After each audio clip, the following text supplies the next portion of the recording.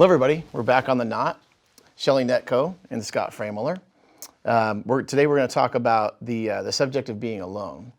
And I did a short video of just that subject itself, and we got some feedback on the internet.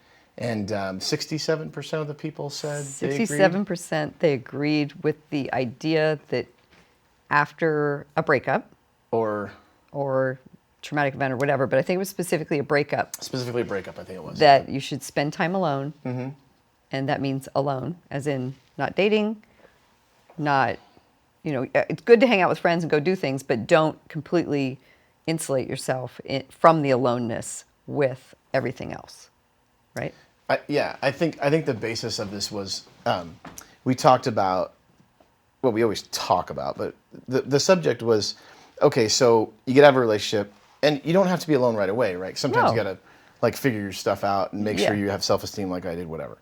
But eventually you end up in a spot where none of that's fixing anything. Right. And you realize that because you're self-aware. And then my point is alone means alone. Like alone. Alone. So, not hanging out with your friends all the time, not going to do things all the time, like actually spending some time with yourself. Doing counseling, doing your work, journaling, thinking about what your responsibility was in that relationship, how you're going to move forward. And that's powerful. That's super powerful. Now, if you would have asked me a year ago, I'd have been like, nah, I'm good. Like, I just want to have a good time. And, when I get out of this relationship, I'm going to go enjoy my time with my friends and whatever. Mm-hmm. But that alone time, I've never done it really before, like completely be by myself. And it's huge. It's really huge. Once you get used to it, it's actually super fun. At first it's difficult. Yeah, it's uncomfortable. It sucks at first. Right? Yeah. It makes you antsy. It does. Well, I'm always antsy anyways. Well, this is a different kind of antsy. Yeah. I mean, it's so amazing. I don't even know, because now I can self-reflect and totally not have any static. Yes. Right? And I understand where I'm at, and I understand what I want, and I all these different things, and it makes you incredibly secure. It makes you, just incredibly independent and unbelievably happy, because your self-esteem goes up huge. Because then you're not basing your happiness on anything else, and then you're actually like, that's healthy. I think what happens with most people too is they get caught up in the idea of being alone because they haven't done it yet, and so it's the idea of your fears are things that you don't understand, right? Mm-hmm, mm-hmm. So if you don't understand alone in a positive way, then of course you're fearful, and of course you're going to reject it. Sure. And of course you're going to keep playing the same games. And of course you're going to stay on the same, merry-go-round of whatever kind of bullshit you've stirred up, right? When I started counseling, that was my fear. She asked me what my biggest fear was, and I said, I don't want to be alone. You told me that multiple times. I hated it. Yeah. I was like, I don't want to do this. We talked that one into the ground. I'm a social freaking butterfly. Yeah. Like, I want to talk to people and hang out and whatever. The funny thing is that you learn that you're never really alone, right? Because you can meet people, or you have friends and family. Like, we all have tons and tons of friends if you think about it. Most people do. Mm-hmm. And I'm fortunate enough to have lots of them, and lots of places, lots of people to talk to, lots of places to go, lots of things to do whenever I want to do it. Mm-hmm. But you still need to make that a point to actually be alone. Like, go to dinner by myself, go to a movie by myself. That's powerful. Mm-hmm. And it's hard to do, Like, I remember taking the motorhome out for the first time without, my old partner, and I was like, this is going to suck. It was super hard, because that was one of the funnest things that we'd ever done. And I was like, dude, this sucks. Like, it was hard. But I did it. And then after I did it, I'm like, oh, this is fun. The other thing that you do is you realize the things you actually like. I think we talked about that in a dating segment. Mm-hmm. That when you're alone, you find things that you actually want to do and what you want to like and what you want to invest your time in. And then you're real. Like, you're not, oh, I met somebody that ballroom dances. Yeah, and then I never ballroom danced, but now it's my hobby. Yeah. Because you want to please them, or just you want to try to bring that's balance. Bullshit. Yeah. That's not real. Yeah. So alone, I think, makes you real. It does. And I'm going to shut up. I'm going to sit back now. I'm going to grab my wine. No. You don't have to sit back. Yep, I'm going to sit back, watch it. I think alone absolutely makes you real. I've had phases of alone in different You're good at it. Versions. You're super good at it. I'm pretty badass at alone. I think women are better at it than men are. I'm not going to generalize on that. Why? But mine is because of death, I think. And I know you experienced death, And a lot of people experience death. But when you have somebody you're with for 22 years and then they're gone, and it's even the simple things like going to bed at night and the sheets are flat beside you. And what do you do with that? And it's like, then it turns into everything else. So it's like, wow, I am really alone. Even though my kids are in their room and whatever, but they're also alone with their stuff, you know? So I think in that process, I learned to acclimate to understanding that I needed to rely on myself and take care of myself. And it was me. And that's what jump-started the alone thing for me. Not in a depressive way, though. No, not in a depressive Yeah, way. in like a, No. hey, this is self-care. It was like, yeah, this is it. But also doing your work in that process, too. Yeah, you know? absolutely I was. Like, counseling has been huge for me. I'll totally admit it. I Mm-hmm. would never, ever not do that. And I'm never going to stop. I'll still go for check-ins, you know, or consulting or whatever. Yeah. But I still think that, man, it's so big to when you're by yourself that you do the healing. You can't just say, oh, I was by myself for a year, now I'm good. No. Because you're not actually doing any No. work, you know? No, because I was doing the healing, going through it and everything. Yeah. But then what was interesting is then when I was in a toxic relationship next, a toxic relationship can make you feel alone. You can be alone with somebody. You can feel more alone in a toxic relationship than not being by yourself. Right. And I know you understand that. So it was like, oh, this feels familiar. And that was part of why I stayed, because it felt so familiar after having been alone. Mm-hmm. So it was just a continual process that, you know, of course I told myself a story and normalized it and made it okay. But I think it's just, for me, been just this long process of understanding that I'm it. And not in a cocky way, but in a way that I'm it. I have to rely on myself. I have to take care of myself. If I want to help my family and take care of them, I can't do that if I'm not good. Right. Yeah, for sure. And, you know, when I think about, like, me being used to being alone, like, I used to go home and there's nobody there. Like, my son's not there. It's just, like, empty. It's crickets. And I'm like, shit, I better find something to do. You know what I mean?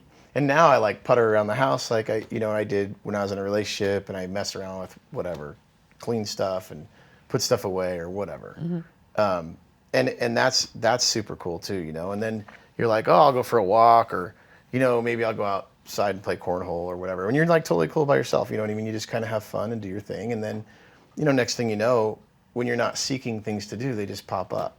You know, there's always something to do if you choose to do it, especially now, like with electronics. And I mean, if you need something to do, you can always go do that. Right. And that's powerful in itself too, knowing that you're choosing to do this to heal and to, like, feel your pain and to feel that, you know, whatever you're feeling, mm-hmm. but to process that, and then also to process that self-confidence to know that you can do that. Mm-hmm.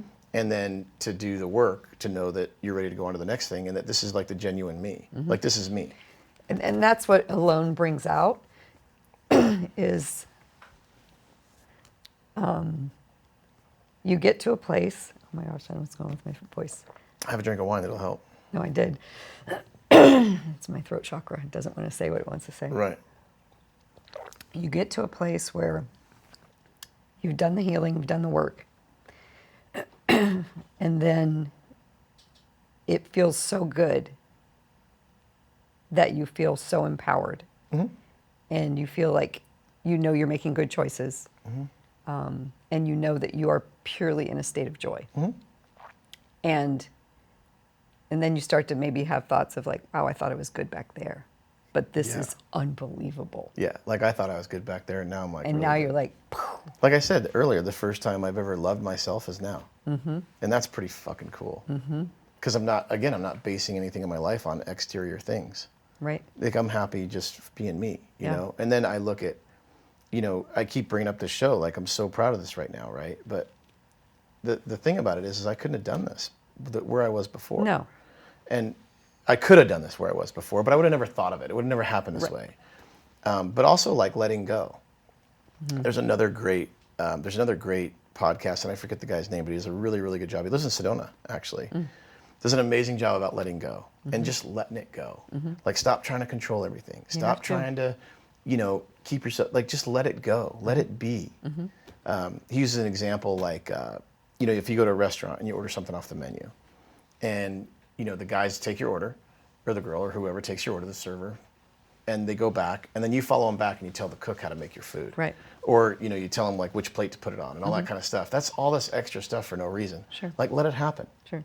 You know what I mean? Like, let it go. You gave them the information, let it happen, let Right. it go. And then whatever happens after that, then react to it as it happens. But Yes. don't try to change the world, because you can't. You can't. Yeah. Or like being in a relationship or friends with someone or whatever, and you get frustrated about something, Yeah. and you repeat the story, you get all tangled up and like you want to argue with them or whatever. That's like trying to force a plant to grow. And you know what? You can't. Yeah, exactly. You can't force You a plant to can't. grow. You have to let go and stand back and let people be Yeah. who they are, and things organically become what they are, right? The thing that I know now too, and I know this isn't an opinion, this isn't bullshit, like I freaking know it, is that when you're alone, you gain that power to be happy on your own. And once you gain that power to be happy on your own, and it is power.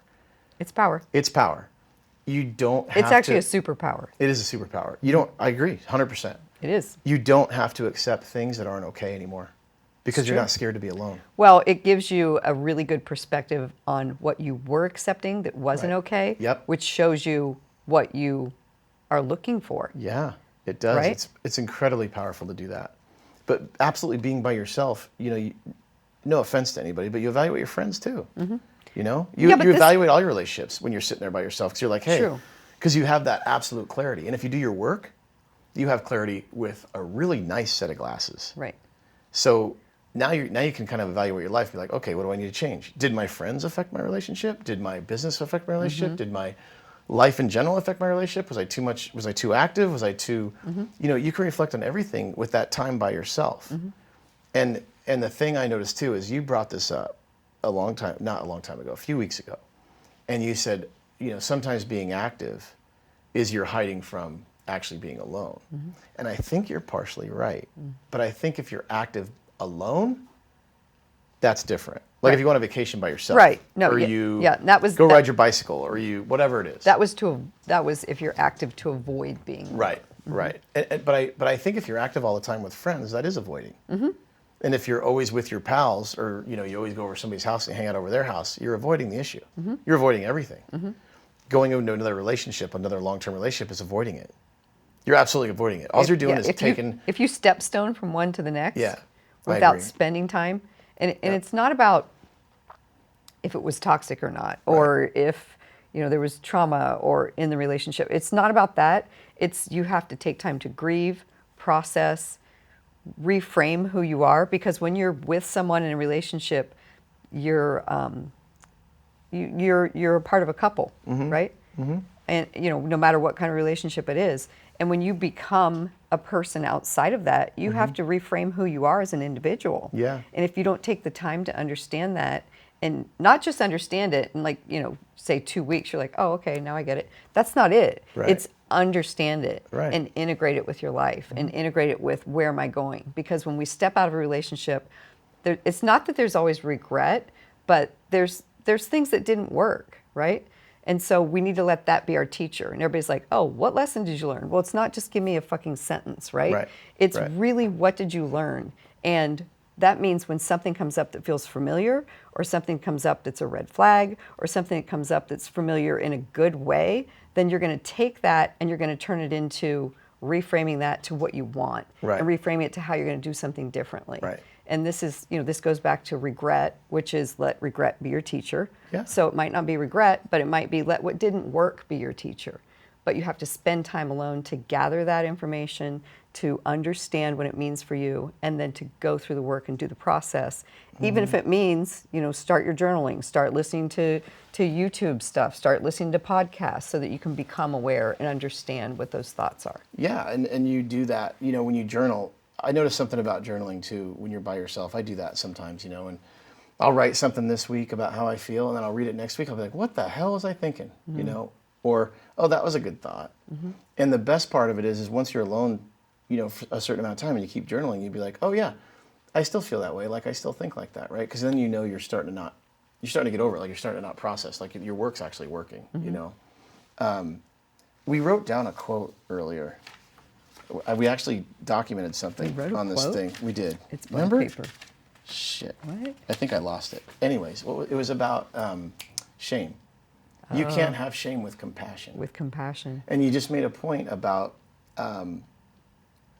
like thinking about the past or like letting the past affect you or like leaving it as your lesson. You're compassionate, right? That thought is you think about it with compassion and love, not with regret or anger Right. or fuck that person. Right. Not letting go of it in a negative You're way so that it compassionate drags with you yourself. down. You're like, man, where I was then, that was the best I could do. And that's why I made that decision. It's compassionate. I made a mistake. Oh my gosh, it's going to be okay. That's where you were. You're not like, oh man, I wish I'd have done something different, because you can't. You can't. So compassion, I think, is the key, right? That if you're compassionate with yourself, it eliminates shame. Right. And that was one of the things I learned in my deal, because when I ask myself why, it becomes shame. But if I had compassion for my actions and who I was at the time and the people I had around me, then I wouldn't have been shameful. I would have been in a different place. Still would have had to do the work with the EMDR, with traumatic events. Still would have had to do all that stuff, but it would have been different. Right. And I think I would have reacted a lot differently in decisions in my life, because that was a key thing, and I'm glad I remembered it. I wrote it down because it was so impactful. And Heidi told me that. She's like, one day she just like said it. And she says stuff to me all the time like that, right? And I remember 90% of it, but she's like, you can't be shameful if you have compassion. And I was like, she goes, it doesn't exist. And I was like, holy shit. Back to who you surround yourself with, right? I think, one of the things with counseling is that's after you go and you invest time in that, those become people in your life that know you really, really well. And they support you in such a positive way, right? Like, they're not involved in your life. They're not going to gain anything from it. But they help you understand where you're at, right? They're not going to tell you what decisions to make. They're just going to help you understand and realize like where you're at, right? They make you self-aware. Right. Then after that, you make the decision. Sure. Versus if you think about some friends that you may or may not have, or some friends you might have had in the past, they try to tell you what to do. Based Right? on their interpretation, based on their life, based on their Based on experience, their own issues, based on their when values. they unravel their shit when you're telling them your shit, right? Based on what they dealt with. And that's a big, big, big mistake, letting people in your life tell you what to do. And I noticed that, and I'm conscious of that, especially now. Being alone helps you also realize that if somebody tells me a problem, I'm never like, oh, you should do this. I'm like, hey, did you think about this? And the way you're thinking about this is kind of negative. And if you keep saying negative things about the situation, it's going to become negative. Like, you're going to make it negative, right? Because it's already negative. Because it's already negative, Right. right? It's going to become bigger. But just helping that realization, and I learned that through all these years of counseling and EMDR, and now I can actually think clear and see clear. So my answers are completely different. I would never tell anybody what to do. I'd never be like, oh my God, what a piece of shit. Oh, you need to axe them. Never would I ever say that, because it's not my journey. Right. I'll help them, I'll listen to them, whatever, and I do that all the time. I think you do it too. We've Yes. done it with each other in Yes. talking about this show and our content. But there's somebody in my life that has a difficult exchange with a partner, and everybody's like, oh, you should fuck him, you shouldn't. And I'm like, no, man, it's your journey, dude. Like, you do this, and the people that are your friends will support you regardless of what you have in your life. Right. Unless it's obviously like somebody wants to kill you or something, that's a different deal. But your friends will support you no matter what, and your family will support you no matter what, because it's your journey. They'll keep you safe, they'll make sure you're okay, they'll be there to support you, but they support you no matter what. They don't give their opinion. They don't Listen. try and direct your life and control you. That's bullshit. So that's And another if they red flag. and if they do, that's something to think about and pay attention to. Which, well, that's a red flag. Which, if you're alone, Yep. and you spent time and you understand who you are and you understand your value Right. and you understand really where you're coming from, when someone gives you information like that, you'll say things Right. like this: I'll take that into consideration. Thanks, I appreciate your concern. And you're not going to jump right into a big conversation, ask them for more about it, keep going down whatever Right. that path is that's about their opinion that doesn't apply to you. But you also set those boundaries, and if you have good self-esteem and you respect yourself, they will respect you too. That doesn't, you don't get respect, people just don't respect you. You have to like stand tall. You have to have, self-admiration, self-esteem, self-worth, and that's how you get respect. You earn it with your actions and words. Absolutely. You can't demand it. I've No, seen no, no. I've seen Never. people try to demand it. Right. You need to respect me. Right. And it doesn't work. That's not it how never it works. Right. No. And the point of that is that if somebody did say, hey, you should do this, Shelley. You're like, wait a second. I appreciate, your opinion, but I'm talking to you to talk to you so you can reflect back what I'm saying, and I'll make my decision. Thank you for your opinion, though. That's a super healthy Can you state of just mind. listen? Yeah. Right. Yeah. Yeah. I think one of the other things that alone is so valuable for, I mean, it's obviously valuable for a lot, but I think it's a period for self-forgiveness too. Yeah. And it's because Compassion. it's compassion, self-forgiveness, giving ourselves grace, because I think when we come out of something, we spend a lot of time saying, what did I do wrong? That's always everybody's first reaction. What did I do wrong? Almost everybody's. And in sitting with that in your alone space and doing the processing and doing the work, that's when you can get to a place where you understand that, you might need to forgive your ex-partner. You might need to forgive your parents for, some things that you have taken in as the truth that you heard when you were 7 years old or something like that, which I know many people like that. Sure. You might need to forgive some friends who didn't support you in a positive way, or who said they were there and they weren't really there. Or it always, I think there's always a place where you forgive yourself for maybe not seeing or not understanding, because we tend to put ourselves, we're in our current spot, and our current spot is our future before, right? So in 2 weeks, this is my before, right? So in the spot that I'm in, where I was, I can't change who I was. Right. I can't change those, Yeah, you're not living in the decision places, right? You accept, and you accept what happened with compassion and understanding. Like, you're compassionate with yourself, and love doesn't have any, there's no conditions on love. Right. There's no conditions on happiness either. Those are states of mind. Yes. So it goes back to that. If you have self-love, well, there's no conditions on that. Right. Oh, I don't love myself because I did this. No, that's bullshit. That doesn't work that way. Right. I love myself regardless. I have compassion for decisions I've made that may not have been appropriate. Were they wrong? Yeah, they were wrong. That's being self-aware. But, that alone time is what helps you realize that, right? Because when you're alone, you don't have the influence of people around you. And it really, really, really helps to self-reflect, because then you're really truthful, right? You're not bullshitting anybody. You're not protecting your self-image. You're not doing any of that crap. You're like actually being who you are and doing what you like to do. So then you can be authentic in your next relationship. Yes. Like, hey, do you like ballroom dancing? You know what? I never tried it. Right. I'll try it out. I don't know. I thought about doing it, but what the hell? Let's go see. Instead of like, oh yeah, let's go do it. Sure. That'd be awesome. Sure. Then And then you have call your that buddies power. and tell them. Right. And then you go ballroom dancing and you're like, okay, first of all, you're an a-hole or whatever. Not like we call somebody a name, but No, I I don't like know. ballroom dancing. But then you also have that power to be like, I don't really like ballroom dancing. Yeah. Like, that's not really my thing. Yeah. I tried it, but it didn't blow my skirt up, so Sure. I'm out. Sure. That was a bad thing to say. Anyways, but I am you wearing a get the skirt. point. So, so that alone time I think is critical, and that alone time makes you genuine. So I'm glad we had this conversation because, and I'm not trying to prove my point to make it right. I'm just saying that I would agree with that 37% a year ago. Yes. But now that I've done it, Yes. I can't agree with them because I Right. know how powerful it is. It's Yeah. amazing. Yeah.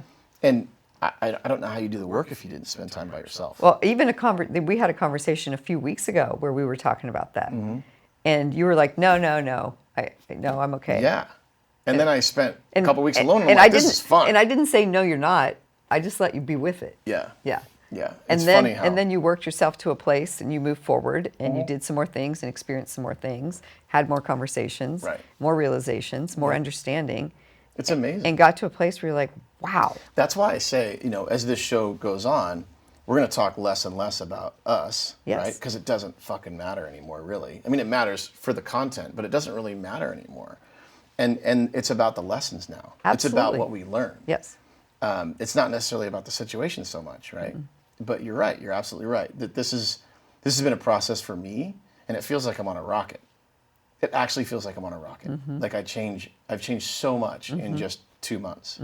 And everybody said that. The girls give me shit in the office. They're like, "Oh my God, you walk around like you don't have all this weight on you." And I'm like, "Well, I fucking don't." Right. I don't say fucking because I'm in the office, but anyway. Anyways, so Okay. thanks, Shelley. There's that. Yeah, there is that. We appreciate everybody watching. This is our segment on Alone. We look forward to doing the next one, and thanks everybody for your support.